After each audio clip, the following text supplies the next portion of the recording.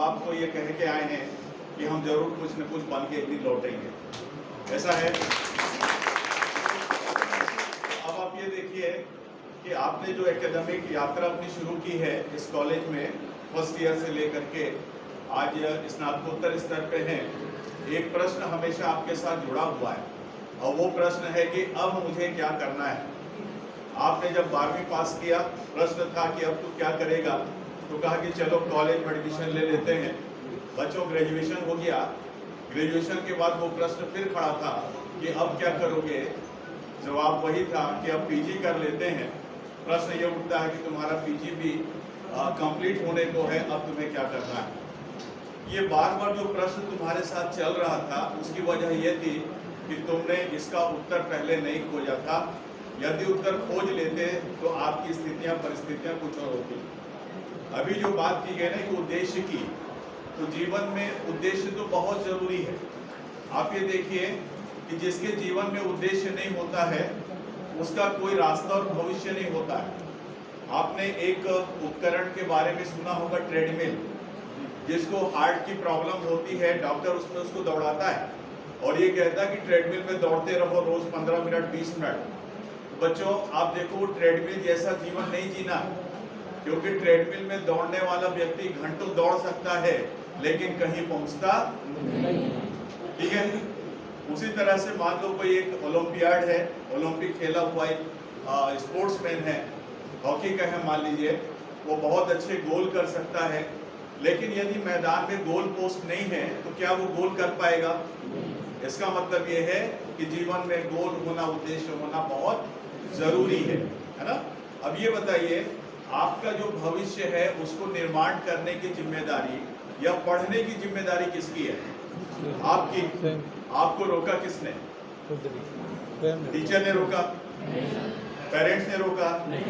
यदि बच्चों आप रुके हुए हो तो अपने कारण से रुके हुए हो और जिम्मेदार भी आप हो। इसको स्वीकार करें या ना करें, जिम्मेदार आप ही हैं। कैसे जिम्मेदार आपने, मैं बताता हूँ। जैसे आप एक रोड पे जा रहे हो, एक पत्थर बीचों बीच पड़ा हुआ है, आपकी नजर गई, आपने उसको नहीं हटाया, आप थोड़ा सा आगे बढ़े, एक वृद्ध व्यक्ति आया और उस पत्थर से टकरा करके गिर गया, घटना घट गई, कौन जिम्मेदार है? लगता है ना कि उंगली मेरी ओर उठ रही है, यस। इसी तरीके से अब इसको हम दूसरे दृश्य पे देखते हैं। यदि आपने उस पत्थर को हटा दिया, घटना नहीं घटी, तो घटना नहीं घटने का कारण भी कौन है, जिम्मेदार कौन है? जवाब यही आता है ना। तो आप ये देखिए कि हर परिस्थिति में हम ही जिम्मेदार हैं। अच्छा करेंगे तो हम जिम्मेदार हैं, नहीं करते हैं तो भी हम जिम्मेदार हैं।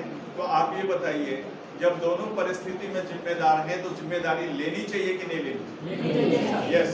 और याद रखना, जो जिम्मेदारी लेता है वही मजबूत और बलवान होता है, और जो गैर जिम्मेदार होता है, आपको मालूम है वो एक ही काम करता है। क्या काम करता है?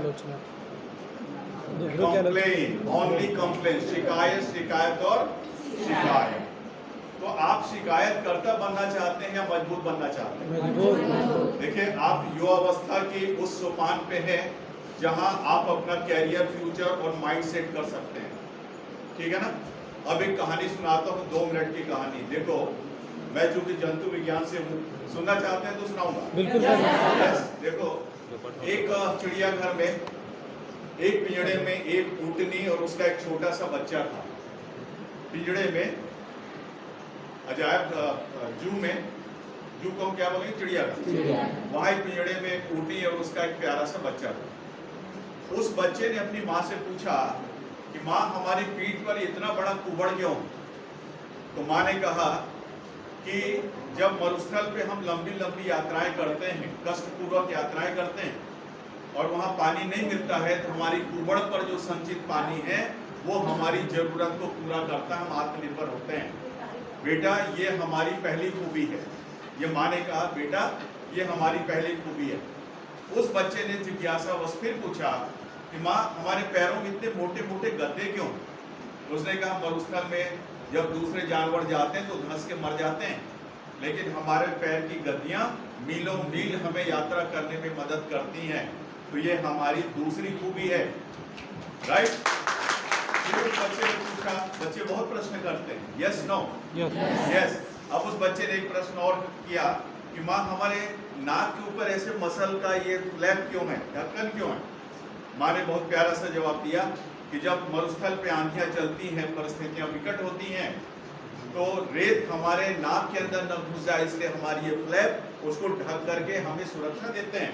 बेटा ये हमारी तीसरी खूबियां हैं। देखो अब सुनना जो मैसेज मैं आपको देने जा रहा हूं। तब उस बच्चे ने पूछा कि माँ कि जब ये 3 बेहतरीन खूबियां हमारे भीतर हैं तो हम इस पिंजड़े में कर क्या रहे हैं? आई बात समझ में? जब ये 3 बेहतर खूबियां हम में हैं तो हम पिंजड़े में कर क्या रहे हैं? बच्चों इसका मतलब ये है, आप में यदि खूबी है, काबिलियत है और आप सही समय पर सही जगह पर पहुंचते हैं, तब तो आप सौभाग्यशाली हैं, वरना आपका जीवन उसी पिंजड़े में जीने जैसा है। आई बात समझ में? तो मैं आपसे कहना चाहता हूं कि आपके भीतर बहुत सारी योग्यताएं, आप उसका उपयोग कीजिए, और जब आप उपयोग करते हैं तो आपका भी विकास होता है और आपके इर्द गिर्द जो लोग होते हैं उनका भी विकास होता है ना। और मैं मानता हूं जीवन में कोई प्रतिस्पर्धा है ही नहीं, कोई कंपटीशन नहीं है। क्यों? आप देखो परीक्षा में आपको सबको 32 पेज की उत्तर पुस्तिका मिलती है, यस नो? सबको एक ही प्रश्न पत्र मिलता है जिसमें प्रश्नों की संख्या भी उतनी होती है, यस नो? ठीक है। अब लिखते आप अपने ज्ञान के योग्य हैं और इसलिए आपके अंकों में अंतर होता है, क्योंकि आपकी तैयारी में, ज्ञान के प्रति आपके समर्पण में, ज्ञान में आपके पकड़ में अंतर होता है। और ये अंतर किसने रखा है ना? किसी ने कम पढ़ा, किसी ने ज्यादा पढ़ा।